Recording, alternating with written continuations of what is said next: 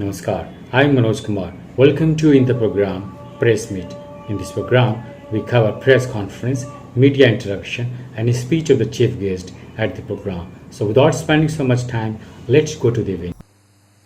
सवा वर्ष पहले हरियाणा प्रदेश के अंदर digital record room district level पर हरियाणा सरकार ने बनाया था और बड़ा सक्सेसफुल हुआ कि किसी भी व्यक्ति को पुराना रेवेन्यू रिकॉर्ड भी देखना था या निकालना था तो उसको कागजों को खंगालने की जरूरत नहीं पड़ती थी।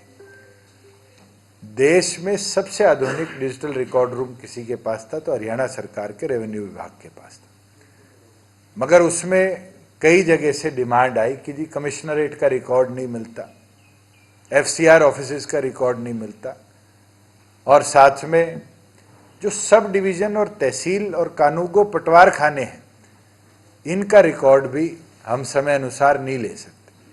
तो हमने एक टारगेट लिया था कि हम हमारे एफसीआर ऑफिस, कमिश्नरेट और सब डिवीजन्स को 31 मार्च तक कंप्लीट कर लेंगे। We are on target. और मैंने आगे भी आदेश दे दिए हैं कि कानूगो पटवार खाने तक जो रिकॉर्ड है जो कि बहुत लेंदी है उसको भी 2024 के अंत तक हम पूरी तौर पर डिजिटलाइज कर लेंगे, जिससे हरियाणा प्रदेश का 100% रेवेन्यू रिकॉर्ड जो है वो डिजिटलाइज हो जाएगा।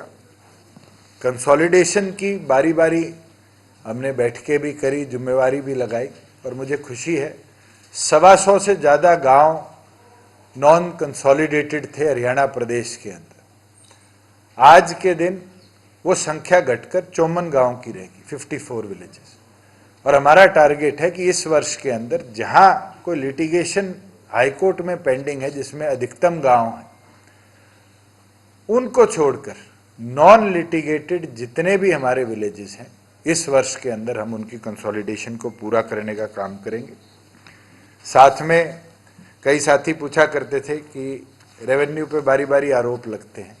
मैं एक छोटा सा फिगर आपके साथ शेयर कर सकता हूं कि 2019-20 का जो हमारा फाइनेंशियल ईयर एंड हुआ था 6200 करोड़ रुपया हरियाणा प्रदेश में रेवेन्यू स्टैंप से और अलग जो हमारे स्टैंप ड्यूटी परचेजेस हैं उनसे कलेक्ट होता था।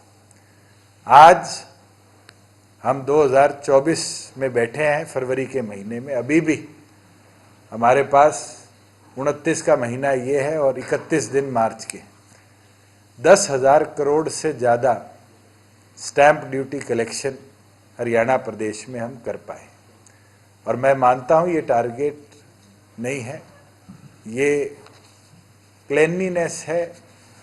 मुझे लगता है जो हमने सुविधाएं दी नागरिकों को, जो डिवीज़न ऑफ पावर करी नायब तहसीलदार, तहसीलदार से एसडीएम, डीआरओज तक, ये उसका फ़ायदा है कि आम नागरिक को बेहतर सुविधाएं मिल पा रही हैं और सुविधाओं के साथ साथ प्रदेश को रेवेन्यू ज़्यादा मिल रहा है। और एक मैं फैक्चुअली आपको फिगर दे सकता हूँ कि इसके अंदर कोई भी स्टैंप ड्यूटी के नंबर्स में इंक्रीज़ नहीं हुआ।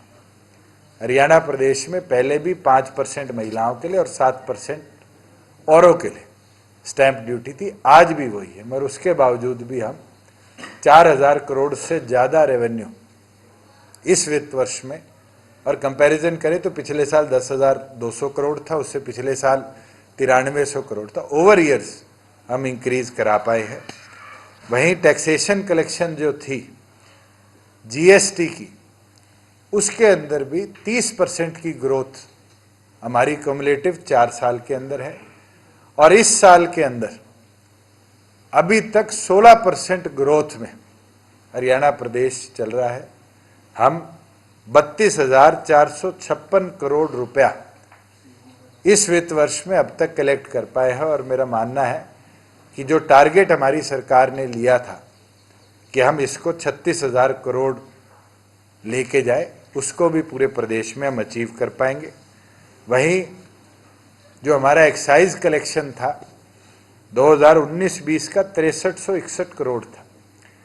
पिछले वर्ष के कंक्लूशन में ये 9687 करोड़ था, जो कि जुलाई में जाकर कंक्लूड हुआ था एक्साइज ईयर। और मैं खुशी के साथ कह सकता हूं कि 28/1/24 तक इस वर्ष में हमारी जो एक्साइज कलेक्शन है वो 9232 करोड़ है। और इस वित्त वर्ष के अंदर हम अपना जो टारगेट 10,500 का था उसको भी क्रॉस कर 11,500 करोड़ से ज़्यादा एक्साइज कलेक्शन प्रदेश भर में कर पाएंगे। और इसके अंदर एक कदम जो देश में किसी भी प्रदेश में नहीं उठा है उसको हरियाणा प्रदेश प्राथमिकता के साथ लेके चल रहा है कि हमने पूरी तौर पर 29 फरवरी के बाद प्लास्टिक बॉटल्स पर हरियाणा प्रदेश में बैन लगा दिया है। तो जो कंट्री लिकर पेट बॉटल्स में बिका करती थी प्लास्टिक की, उसके ऊपर भी पूरी तरह अब बंदिश लगाई गई है।